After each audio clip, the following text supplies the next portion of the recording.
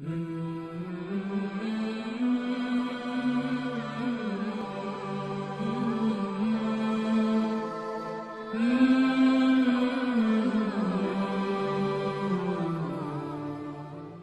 میرے نبی پاک نے فرمایا تو رب کے بارے میں جیسا گمان کرے گا اللہ بھی تیرے لیے ویسا ہی بن جائے گا. اللہ ویسا بن کے تجھے نوازے گا. اگر تیرا یہ ذہن بن جائے نا کہ جو اللہ مجھے دے گا وہ مجھے ہی دے گا, تو اللہ تبارک و تعالیٰ سب سے بڑھ کر تجھے ہی عطا فرمائے گا.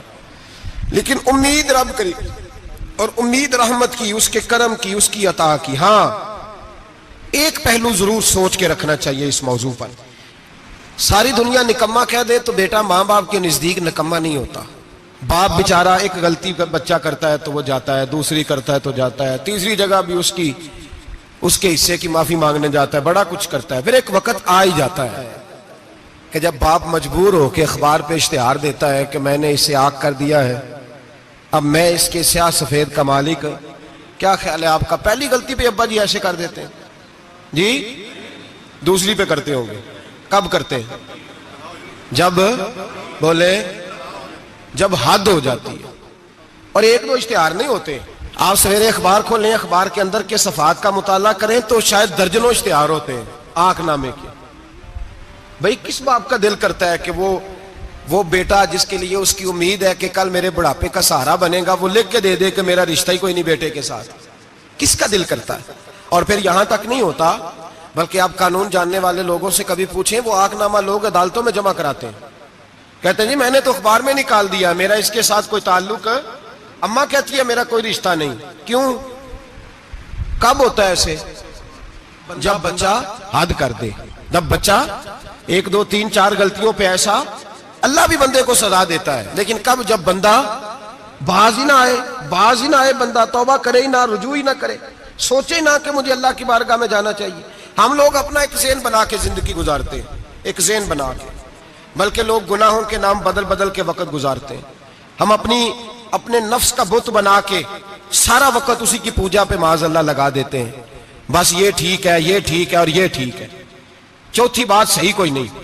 اسی کے اندر ہم الجھے رہتے ہیں میرے بھائی. رحمت الہی کا غلط تصور اپناتے ہیں. او میرے بھائی, کسی بندے کی مجبوری تو معاف ہوتی ہے, لیکن اگر کوئی جان بوجھ کے زیادتی کرے تو وہ معاف, اس کی معافی. جس بچے کو پتا ہو نا استاد کو کہ اس کے واقعی گھر میں فوتگی ہو گئی تھی, استاد اسے سزا نہیں دیتا.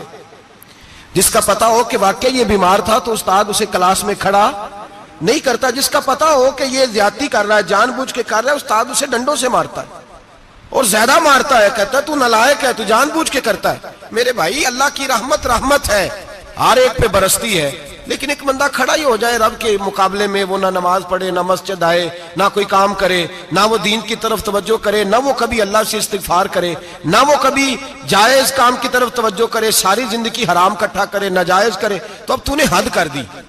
تیرے پاس غضب آیا نہیں, بلکہ تو نے غضب کو آواز دی ہے. تو نے اللہ کے غضب کو, بولیے, اللہ کے غضب کو, غضب ہونا اور ہوتا ہے اور غضب کو آواز دینا, بولیے, غضب کو آواز دینا, ان میں فرق ہے میرے بھائی, یاد رکھیں. ہم آواز دیتے ہیں غضب کو, غضب ہوتا نہیں. دیکھیں نبی کریم صلی اللہ علیہ وسلم, اور یہ حدیث آپ نے یاد رکھنی ہے, یہ یاد رکھنی ہے. نبی پاک صلی اللہ علیہ وسلم نے نا بہت کم لوگوں کو بیوقوف کہا ہے. ہمارے زمانے میں تو عام لفظ ہے نا بیوقوف کہنا.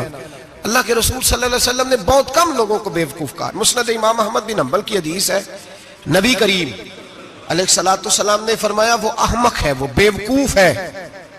نبی پاک فرما رہے ہیں. اور میں نے کہا کم لوگوں کو حضور بیوقوف کہتے تھے. نبی کریم علیہ الصلوۃ والسلام نے فرمایا وہ بندہ بیوقوف ہے جو سارا دن اللہ کی نافرمانی کرتا ہے اور پھر بھی رب کی رحمت کی امید کرتا ہے, تو بیوقوف ہے. صبح سے شام تک لگا ہوا ہے, میں نے نہیں اللہ ماننی, میں نے نہیں تیری ماننی, معاذ اللہ میں نے نہیں ماننی. شام ہوتی ہے تو کہتا ہے اللہ بڑا مہربان ہے, بخش دے گا. تو بیوقوف ہے, تو بیوقوف ہے. تو بتا نا کیا مجبوری تھی نماز نہ پڑھنے کی؟ کس نے تجھے گن پوائنٹ پہ کہا تھا حرام کھانے کو؟ اور فلاں آدمی کی تو نے غیبت کی تو تیرا اس میں کیا فائدہ تھا؟ یہ جو تو نے صرف 10 بندوں کو ہنسانے کے لیے جھوٹا لطیفہ سنایا, اس میں تیرا کیا نفع تھا؟ تو صبح سے شام تک نافرمانی کرتا ہے, شام کو کہتا ہے اللہ کریم ہے معاف کر دے گا, اللہ مہربان ہے معاف کر دے گا. استاد مہربان ہوتا ہے کہ نہیں؟ فیل کیوں کرتا ہے امتحان میں؟ بولے استاد باپ ہوتا ہے نا، اس کا دل کرتا ہے شاگرد فیل ہو جائے، تو کیوں کرتا ہے؟ لیکن شاگرد نے زیادتی کی، اس نے پڑھا نہیں، اس نے، میں نے کہا باپ آنکھ نامہ لکھواتا ہے، مجبور ہو کے لکھواتا ہے نا۔ او بھائی یاد، بڑی پیاری مثال ملا رومی لکھتے ہیں، کہتے ہیں میرے گاؤں کی ایک بی بی تھی، اس بی بی نے ایک بچڑا پالا ہوا تھا۔ دیہاتوں میں نا بوڑھی مائیں بچڑے کو پیڑا دیتی تھی اور نام بھی رکھ لیتی تھی، کسی نے مٹھو نام رکھا ہوتا تھا، کسی نے کوئی نام۔ کہتے ہیں ماں نے بچڑا رکھا ہوا تھا، اماں اس کو آواز دیتی تو بچڑا دوڑا آتا، اماں اس کو پیڑا کھلاتی، بچڑا بڑا پیارا تھا، جوان ہو گیا۔ اماں اس لیے بچڑا پال رہی تھی کہ جب بچڑا بڑا ہو جائے گا تو ہل کے اندر بچے اسے لگائیں گے، کھیتی میں ہل چلائیں گے۔ بچڑا بڑا ہو گیا، اماں کے بیٹے کہنے لگے اماں لا، تو نے بڑا کھلا پلا لیا، اس سے کوئی کام لیتے، ہل کے آگے لگایا تو کہنے لگا میں نے تو نہیں چلنا۔ اماں کے پاس آئے، کہنے لگے یہ نہیں چلتا، اماں کہنے لگی چلو ٹائم دو تھوڑا، سمجھ جائے گا۔ پھر موقع دیا، پھر آئے، کہا اماں اب تو ہم نے اس کے ناک میں نکیل بھی ڈال دی ہے، لیکن اب بھی یہ ہل میں چلنے کو تیار ہے۔ مولا رومی رحمت اللہ علیہ فرماتے ہیں پھر کہا اماں سے، اماں کہنے لگی چلو تھوڑا ٹائم اور دے دو، سیانا ہو جائے گا۔ تھوڑا ٹائم اور دیا، ڈنڈے بھی مارے، لیکن وہ سیانا ہونے کو تیار ہے۔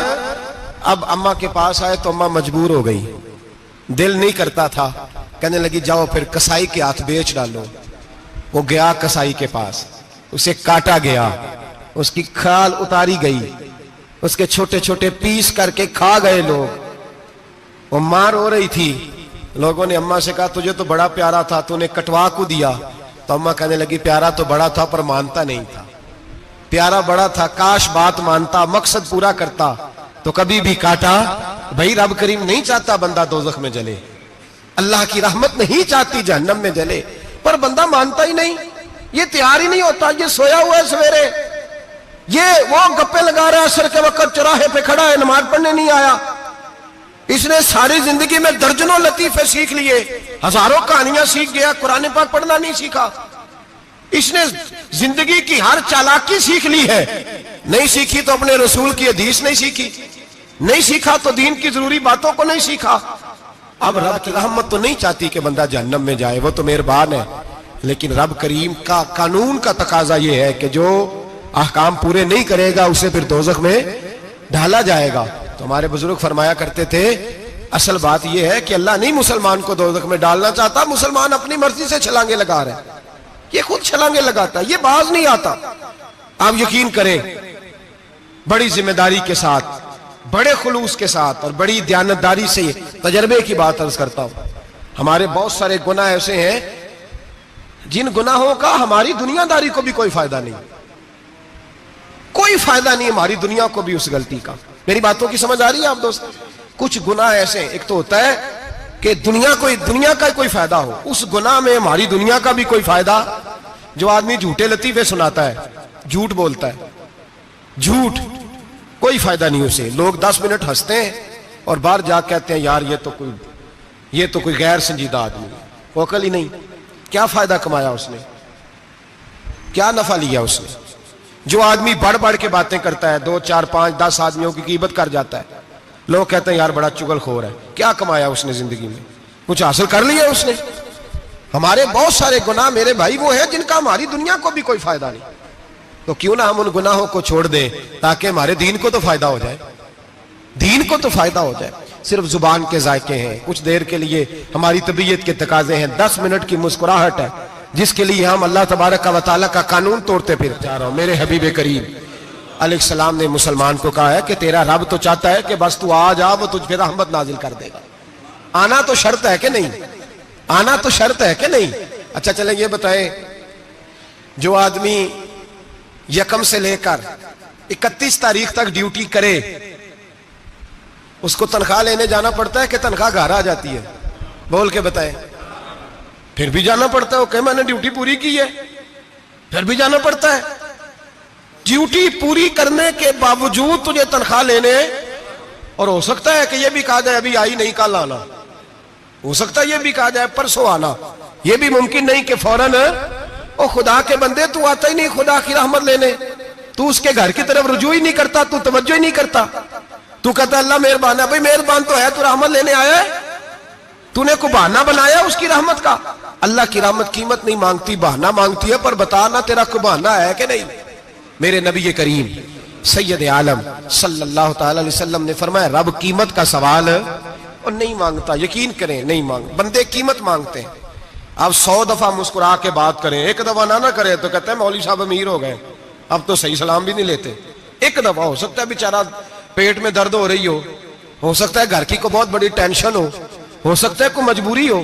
बंदे हमा वक्त कीमत मांगते हैं, हमा वक्त आप तंदुरुस्त हैं, हर वक्त आप कीमत अदा करते हैं तो लोग राजी हैं। लेकिन रब कहता तू कोई कीमत ना दे, कोई बहाना ही बना ले, तेरा रब तुझसे राजी हो जाएगा। सुने, बड़ी प्यारी हदीस, बड़ी खूबसूरत हदीस, कंजुल माल में दीगर कुतुब हदीस में है। हजरत अबू हुरैरा रदी अल्लाह तआला अन्हु फरमाते, एक बाबा जी नबी पाक की बारगाह में आए और जब वो वापस जाने लगे तो मैंने उम्र पूछी तो उम्र थी 96 साल। कहते हैं बुजुर्ग जब आए ना तो ये भवें जो है ना उनकी सफेद होके तो यूं आंखों पे आ गई। बड़ी छड़ी बाबा जी ने पकड़ी हुई और दोनों हाथ पकड़ के ना छड़ी के ऊपर झुके हुए हैं एक जानिब। कुर्बान जाऊं, कहते हैं जब वो बुजुर्ग मस्जिद में दाखिल हुए तो मेरे रसूल ने खड़े होकर इस्तकबाल फरमाया, खड़े हो। और नबी करीम सल्लल्लाहु अलैहि वसल्लम ने आगे बढ़ के बाबा जी को बाजू से पकड़ा और बिठाया। हुजूर बैठ गए। कहा बुजुर्गों कैसे आए हो? तो कहते हैं वो बाबा जी बात करते तो आंख खोल के पहले हुजूर का चेहरा देखते, फिर वो बात करते तो उनके लबो लहजे के अंदर बड़ी परेशानी, बड़ी तकलीफ, बड़ी मायूसी। अर्ज करने लगे, या रसूल अल्लाह, हुजूर जिंदगी सारी गुनाहों में बीत गई है, हुजूर गलतियां ही गलतियां, याद माजी अजाब है, या रब छीन ले मुझसे हाफजा मेरा। अल्लाह के रसूल बड़ी लंबी फहरिस्त है, पाप ही पाप है, काले स्याह दफ्तर है। या रसूल अल्लाह सल्लल्लाहु अलैहि वसल्लम जब पलट के देखता हूं हुजूर मुझे नेकी दिखाई नहीं देती। हुजूर इस उम्र में आपका एक सहाबी मिला है, उसने बात समझाई है तो थोड़ा ख्याल आया है, लेकिन या रसूल अल्लाह सल्लल्लाहु अलैहि वसल्लम अब मेरा वजूद बेकार हो गया है, हुजूर बूढ़ा हो गया हूं। 3 बातें कही बुजुर्गों ने और निराली कही। कहने लगे, या रसूल अल्लाह सल्लल्लाहु अलैहि वसल्लम, हुजूर अब तो मेरी कमर भी सीधी नहीं होती कि मैं नमाज ही सही अदा कर सकूं, बूढ़ा हो गया हूं। या रसूल अल्लाह सल्लल्लाहु अलैहि वसल्लम, अब मेरे अंदर ताकत नहीं कि मैं मेहनत मजदूरी करके सदके और खैरात दे सकूं। या रसूल अल्लाह सल्लल्लाहु अलैहि वसल्लम, अब मैं तलवार लेके जिहाद भी नहीं कर सकता। हुजूर ना मैं लंबी नमाजें पढ़ सकता हूं, आका ना मैं सदकातो खैरात दे सकता हूं, महबूबा ना मैं दीन के लिए कोई जिहाद कर सकता हूं। बेकार वजूद है, बेकार वजूद को तो घर वाले बर्दाश्त नहीं करते, बच्चे दुआ करते हैं, या अल्लाह अब्बा जी को पर्दा दे दे, अम्मा को पर्दा दे दे, बेकार हो गया हूं और आज आया हूं तो मुझ बेकार को मेरा रब कबूल कर लेगा। आज कलमा पढ़ूं तो बेकार हूं, किसी काम का नहीं, ना नमाज ना सदकात ना जिहाद, कबूल कर लेगा। हजरत अबू हुरैरा फरमाते हैं जैसे बरसात में बारिश की झड़ी लगती है, यूं मुस्तफा की आंखों से झड़ी लग गई। हुजूर खुल के रोए, खुल के। और मेरे हबीबे पाक ने फरमाया, बुजुर्गो बड़े मुजाहिद हैं, दीन के लिए जिहाद करने वाले बड़े हैं, रब करीम को आपकी तलवार की इतनी हाजत नहीं। और फरमाया उसके खजाने कोई खाली तो नहीं कि आप ही गोया सदका देंगे तो भरे जाएंगे। और फरमाया फिर रब करीम की शान में इजाफा नहीं करती इबादतें, वो तो बंदे को नफा देती हैं। मैं बुजुर्गो ना आप जिहाद करें, ना आप सदकात दे, ला लंबी नमाजें पढ़े, आप सिदक दिल से आ जाए, अल्लाह के रसूल का वादा है रब आपको बगैर हिसाब किताब जन्नत अता फरमा देगा। आना तो शर्त है कि नहीं, आए तो सही, ना पहुंचे तो सही, आ जाए, उसको नहीं आदत सदका तो खैरात की, जिहाद की, तबलीग, आए तो सही ना। इन्नल अब्दा इज़ा तारफा सुम्मा ताबा ताबल्लाहु अलैहि। मेरे हबीब ने फरमाया बंदा जब रो के कहता है ना या अल्लाह गलती हो गई माफ कर दे, फरमाया मेरा मालिक उसे फौरन ही माफ फरमा देता है। तू आ तो सही, तू आता ही नहीं, तू आ ही नहीं रहा, तू घर में बैठा हुआ है, तू सोया हुआ है, तू दुकानदारी कर रहा है, तू पैसे गिन रहा है, तू आया ही नहीं, आ तो सही। बल्कि मेरे नबी पाक फरमाते हैं जब अल्लाह पाक का भागा हुआ गुलाम आता है फिर तो अल्लाह ज्यादा राजी होता है, फिर तो अल्लाह ज्यादा राजी होता है, ज्यादा राजी होता है। तो आ तो सही, पहुंच तो सही। बल्कि सूफिया तो और बात करते हैं, वो कहते हैं तो कभी भूल के भी रब रब करे तो अल्लाह तो उसे भी कबूल कर लेता है, भूल के। मुल्ला रूमी कहते हैं बनी इस्राइल का बंदा है, सनम पत्थर को कहते हैं, बुत को कहते हैं, बुत के सामने खड़ा है और सारी रात कहता है या सनम या सनम या सनम, ए पत्थर ए बुत, सारी रात पुकारता रहा। रात गहरी हो गई, नींद का गलबा, थक गया, سونے کے قریب آیا تو غلطی سے منہ سے نکل گیا یا صمد، یا صنم کی جگہ نکل گیا. رب کریم نے فرمایا جبریل دوڑ کے جا، جو مانگتا ہے اسے دے دے. حضرت جبریل عرض کرتے ہیں مولا بھول کے تیرا نام لے رہا ہے، بھول کے لے رہا ہے. تو رب کریم نے فرمایا چل نام تو میرا ہی لے رہا ہے نا، میرا لے رہا ہے نا. یا اللہ وہ اللہ کریم نے فرمایا جھوٹے کے سامنے ساری رات کا کھڑا ہے، ساری رات کا پکار رہا ہے، اسے کچھ نہیں ملا تو سچے کا نام لیا ہے. اگر میں بھی کچھ نہ دوں اور بت میں اور مجھ میں فرق کیا رہ جائے گا؟ جا جو مانگتا ہے جھولی بھر کے دے، نام تو لیا ہے نا. او بھائی تو بہانا تو بنانا، آ تو صحیح نا، تو یہاں آ جا، پہنچ جا، آ جا، بس بیٹھ جا، اس کی بارگاہ ناز میں حاضر تو ہو نا. تجھے فرصت ہی نہیں. تو یاروں کے لیے ٹائم نکالتا ہے، بازاروں کے لیے ٹائم نکالتا ہے، گلیوں کے لیے ٹائم نکالتا ہے، چوکوں چوراہوں کے لیے ٹائم نکالتا ہے، ہفتے میں ایک دن ہوٹلنگ کے لیے بھی جاتا ہے. لیکن کبھی چھپ کے 2 نفلوں کی تجھے توفیق نہیں ہوتی. اور میں کئی دفعہ کہہ چکا ہوں جس بندے کو بغیر عبادت کے رزق زیادہ ملنے لگ جائے اس پر آزمائش ہوتی ہے رب کریم کی. اللہ فرماتا ہے اس کو پیسے دو، اسے آنے نہ دینا، اس کو چل پیسے دوڑ جا. لوگ سمجھتے ہیں میں بڑا ذہین ہوں، عقل مند ہوں، دیکھو میں اپنی ہوشیاری سے چلاکی سے آگے نکل گیا. تو آزمائش ہے، یہ تو آزمائش ہے رب کریم کی طرف سے، یہ تو اس کی خفیہ تدبیر ہے. میرے بھائی اس کی بارگاہ ناز تک جو آ گیا، آنا تو ہماری ذمہ داری ہے کہ نہیں؟ پھر اس کی رحمت آگے بڑھ کے استقبال کر لیتی ہے، پھر اللہ کا فضل اس کو تھام لیتا ہے اس بندے کو. اور خدا کی رحمت کتنی زیادہ ہے. میرے حبیب کریم سید عالم صلی اللہ علیہ وسلم نے فرمایا اللہ نے اپنی رحمت کے 100 حصے کیے. حضور فرماتے ہیں ایک حصہ اللہ نے دنیا میں نازل کیا ہے. کتنا؟ ایک حصہ. فرمایا یہ جو ماں بیٹے سے پیار کرتی ہے، باپ بیٹے کے لیے مزدوری کرتا ہے، یہ جو بہن بھائی کے لیے روتی ہے، یہ جو بیوی شوہر کے لیے دعا مانگتی ہے، یہ جو بچے ماں باپ سے پیار کرتے ہیں، فرمایا یہ اس ایک رحمت کا نتیجہ ہے، ایک رحمت کا نتیجہ. تو صحابہ کہنے لگے یا رسول اللہ وہ 99 کدھر ہیں؟ نبی پاک نے فرمایا رب کریم نے سنبھالی ہوئی ہے، قیامت کے دن تمہیں عطا فرمائے گا. ابھی تو ایک نازل کی ہے. ابھی اللہ نے، ایک بزرگ تھے ہمیں تفسیر پڑھایا کرتے تھے، تفسیر کے استاد تھے. میں نے ان سے ایک دن کہا، میں نے کہا حضرت صاحب کچھ باتوں میں نا میں اڑ جاتا ہوں، میں اپنے آپ کو اتنا لائق نہیں سمجھتا، تو کہیں کہیں نا ذہن الجھ جاتا ہے، تو کبھی الجھ جاتا ہوں. ایک سوال کئی دنوں کا ہے، اصول تفسیر کا مسئلہ ہے. تو کچھ چیزیں ایسی ہوتی ہیں بزرگ کہتے ہیں جو کتابوں سے نہیں ملتی، صرف سینوں سے ملتی ہیں. کورس تو فقط لفظ ہی سکھاتے ہیں، یہ آدمی ہے جو آدمی بناتے ہیں. میں نے کہا صاحب یہ سمجھ نہیں آئی کہ یہاں بھی صاحب وہاں بھی صاحب. کہنے لگے جی کس طرح؟ میں نے کہا جی یہاں قبر میں بھی سوالوں کے جواب اور پھر قیامت میں بھی. مجھے کہنے لگے جاؤ امام راضی کی تفسیر اٹھا کے لاؤ. میں تفسیر ان کے سامنے لا کے رکھی تو کہنے لگے یہ سیدنا یوسف علیہ السلام کا واقعہ ذرا دیکھو تفسیر یوسف میں. اس میں ایک عجیب بات لکھی ہے. حضرت یوسف علیہ السلام کے زمانے میں قحط ہو گیا تو جناب یوسف علیہ السلام نے، کیونکہ آپ اللہ کے نبی سے پہلے سے جان گئے قحط ہوگا، تو حضرت یوسف نے گندم پہلے سٹاک کر لی تھی بہت زیادہ.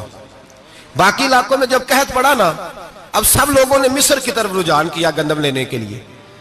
تو حضرت یوسف علیہ السلام نے نا شہر کے دروازے پر بندے کھڑے کر دیے. فرمایا جو بندہ آئے نا اس سے 2 سوال پوچھنا. جو آئیں گے لوگ گندم خریدنے، جو آئے 2 سوال پوچھنا. ایک پوچھنا کہاں سے آیا ہے، اور ایک پوچھنا لے کے کیا آیا ہے. ایک پوچھنا، سمجھ آ رہی ہے بات کی، اور دوسرا پوچھنا کہ لے کے سونا لے کے آیا ہے، چاندی گندم خریدنی ہے تو کیا چیز لے کے آیا ہے، کہ نگد پیسے لایا ہے، یہ پوچھ لینا. جو آئے 2 باتیں پوچھنا. ایک پوچھنا کہاں سے آیا ہے اور دوسرا پوچھنا کیا. ایک روایت میں 3 سوال بھی ہیں، لیکن فرمایا پوچھنا 2 سوال ضرور. انتظار تھا نا بھائیوں کا کنان سے آنے والوں کا. فرمانے لگے سب سے 2 سوال پوچھنا. جب کنان والے آئے نا ان سے صرف اتنا پوچھ لینا کہ وہ کہاں سے آئے ہیں. اگر پوچھے نا کنان سے آئے ہیں تو پھر یہ نہ پوچھنا کیا لے کے آئے ہیں، پھر میں جیب میں خود ٹٹول لوں گا وہ کیا لے کے آئے. باقیوں سے 2 سوال. جب میرے بھائی آئے نا، بھائی بھائیاں دے ویری ہوندے تے بھائی بھائیاں دیاں باواں. جب میرے بھائی آئے تو ان سے یہ نہیں پوچھنا کہ وہ کیا، بس یہ پوچھنا کہ کہاں سے. اتنی بات پوچھنا، باقی میں پوچھ لوں گا. آپ فرمانے لگے رب بھی فرشتوں سے کہتا ہے تم قبر میں نا میرے بندوں سے زیادہ سوال نہ کرنا، بس یہ پوچھ لینا مجھے مانتے ہیں، میرے نبی کو مانتے ہیں. قبر میں تم اتنے سوال پوچھ لینا، باقی لے کے کیا ہے وہ میں خود ہی پوچھ لوں گا.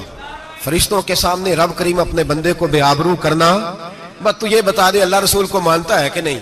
باقی جو تیرا حساب کتاب ہے نا اللہ فرماتے ہیں میں قیامت میں کر لوں گا, میں پوچھ لوں گا اس کا کیا علاج کرنا ہے, بس تم اتنا بتا دو مجھے مانتے ہو میرے رسول کو, میرے بھائی میرے نبی کریم علیہ السلام فرماتے ہیں جو بندہ توبہ کرنے والا تھا, اللہ کی بارگاہ میں آنے والا تھا, بار بار توبہ کرتا تھا, احساس رہتا تھا, اسے احساس تھا, آیا کرتا تھا, پھر بھی غلطیاں ہو گئی, قیامت کے دن رب کریم اپنے فضل کی چادر اس پہ ڈالے گا, فضل کی چادر ڈالے گا, اور رب کریم اس سے پوچھے گا یہ گناہ کیا تھا, اور نبی پاک فرماتے ہیں اس نے بڑے بھی گناہ کیے, اللہ چھوٹے چھوٹے گناہوں کے بارے میں پوچھے گا, یہ غلطی کی تھی, یہ گناہ, بندہ ڈر رہا ہے, وہ کہہ رہا ہے پتہ نہیں سزا کیا ملے گی, چونکہ دنیا میں بھی ڈرتا رہا یہاں بھی ڈر رہا ہے, شرط یہ ہے کہ احساس والا ہو, آتا رہو, پھر بھی غلطیاں ہو گئی, خیال کرتا تھا, محنت کرتا تھا, نیک ہونے کی جدوجہد کرتا تھا, کوتاہیاں رہ گئی, یہ گناہ کیا تھا یا اللہ بھول گیا تھا, یہ گناہ کیا اللہ مجھ سے غلطی ہو گئی, یہاں بھی کیا تھا یا اللہ غلطی ہو گئی.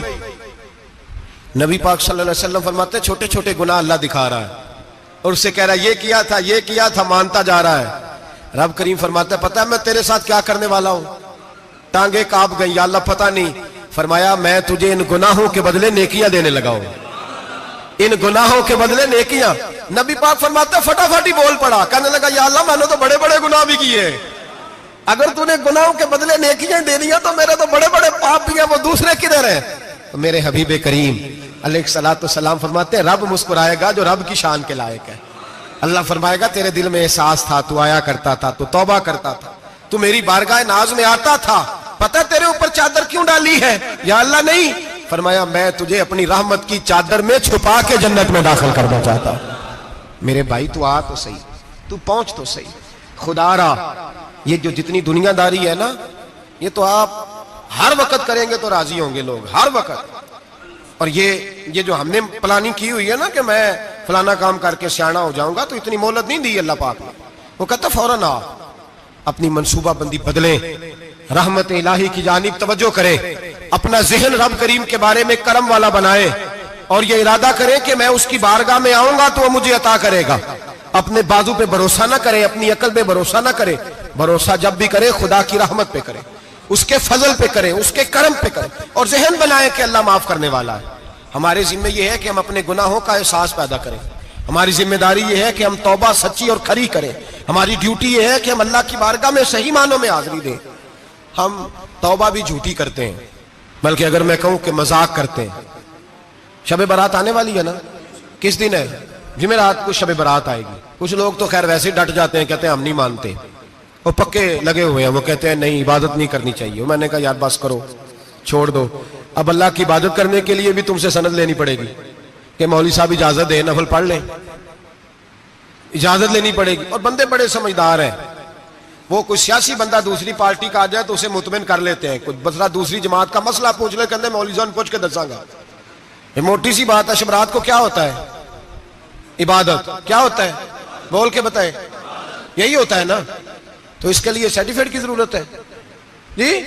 والذین یبیتون لربہم سجدا وقیاما, اللہ فرماتے ہیں میرے بندے ساری رات گزار دیتے ہیں یا قیام کرتے ہوئے یا سجدہ کرتے ہوئے. اس کے لیے سرٹیفکیٹ کی ضرورت ہے. بڑی جلدی مسئلہ پوچھنے آ جاتے ہیں لوگ. ہاں, ایک وہ ہے جو مانتے ہی نہیں سرے سے, ایک وہ ہے جو بڑا عجیب مانتے ہیں. وہ کہتے ہیں شب رات ہے, چھوٹا گوشت ہی نہیں مل رہا دکان سے. بھئی شب رات گوشت کھانے کا دن ہے, حلوہ کھانے کا دن ہے شب برات, موج کرنے کا دہاڑا آ گیا شب برات. شب رات آئی ہے, پہلے کلو گوشت آتا تھا, 2 کلو لے لو. یہ کون سا طریقہ ہے شب برات منانے کا؟ اور پھر شب برات منائی جائے گی. معراج شریف سے پٹاخے چل رہے ہیں روز شام کو, چلتے ہیں نا؟ نہیں, میں کہ مینوں غلطی لگ دی, تسی بولے نہیں نا. چلتے ہیں پٹاخے. کون بیچتا ہے پٹاخے؟ ہندو, سکھ, یہودی. چلاتا کون ہے؟ کس نے کہا ہے چلانے کو؟ اس میں کوئی کسی فرقے کا بھی اختلاف نہیں ہوتا. ڈرنا چاہیے اللہ پاک سے. اللہ جہنم کی آگ ٹھنڈی کرتا ہے, ہم جلاتے ہیں شب رات کو. رب فرماتا ہے ٹھنڈی ہوگی, ہم جلا رہے ہیں. بچے پٹاخوں کے پیسے پڑوسی سے لے کے آتے ہیں کہ ہم سے لیتے ہیں؟ ہم منع کیوں نہیں کرتے؟ جوتے نہ پالش کرنے پہ تو تھپڑ لگتے ہیں, تو پٹاخے والے بچے کو نہیں پوچھا جا سکتا؟ باپ کی ذمہ داری ہے. اور محدثین نے مسئلہ لکھا ہے, اگر بچہ نابالغ کوئی غلطی کرتا ہے تو اس کا باپ ذمہ دار ہے, جواب دے اس کی جگہ پر. ان کو سمجھائیں. شب برات آئے گی, پھر توبہ ہوگی, ہر مسجد سے رونے کی آواز آئے گی, زور زور سے لوگ روئیں گے. تڑپیں گے, اجتماعات ہوں گے, بڑے بڑے اجتماعات ہوں گے, توبہ کریں گے لوگ, کریں گے نا انشاءاللہ تعالی, آئیں گے نا لوگ مسجدوں میں, پھر سویرے جھوٹ بند ہو جائے گا نا, اگلی صبح ملاوٹ ختم, کم تولنا ختم. یہ کیسی توبہ ہے؟ وہ دکاندار جو شبرات والے دن غلط سوجی فروخت کر رہا ہے, ملاوٹ والی چینی بیچ رہا ہے, تاکہ دوائیوں میں دھوکہ دیتے ہیں لوگ, دوائیوں میں دھوکہ دیتے ہیں. ایک ڈاکٹر خود مجھے کہنے لگے, وہ میرے دوست ہیں, ہلکا پھلکا کورس کیا ہوا ہے, کہتے میرے دوست ہیں کئی سارے لوگ, تو ایک ایسا ہی ہمارے شعبے کا آدمی تھا, تو اپنے ابا جی کو وہ ڈرپ لگانے لگا, تو ابا جی کہنے لگے پتر مینو اصلی لا دے تیری مہربانی, مینو اصلی لا دے تیری مہربانی, لوکھا علی نہ لا دے. یہ حال ہو گیا ہے. دوا, مجھے بتائیں وہ قوم اخلاقی طور پہ کتنی گر چکی ہے جو دوائیوں میں زہر بیچتی ہے, دوائیوں میں. اور میں انشاءاللہ کسی موقع پر تفصیل سے اس پر گفتگو کروں گا, بڑی تفصیل سے. میں نے بہت سی معلومات اکٹھی کی ہیں کہ کتنا ظلم کرتے ہیں یہ لوگ, لکھنے والے بھی, لانے والے بھی, بیچنے والے بھی, کتنے بڑے مجرم ہیں, صحت کے ساتھ کھیلتے ہیں. صحت 12 لام دام برسرے مطلب. جس آدمی نے دھوکے کا مال لا کے رکھا ہے شبرات والے دن کے رات توبہ بھی کرنی ہے اور سویرے یہ بیچنا بھی ہے.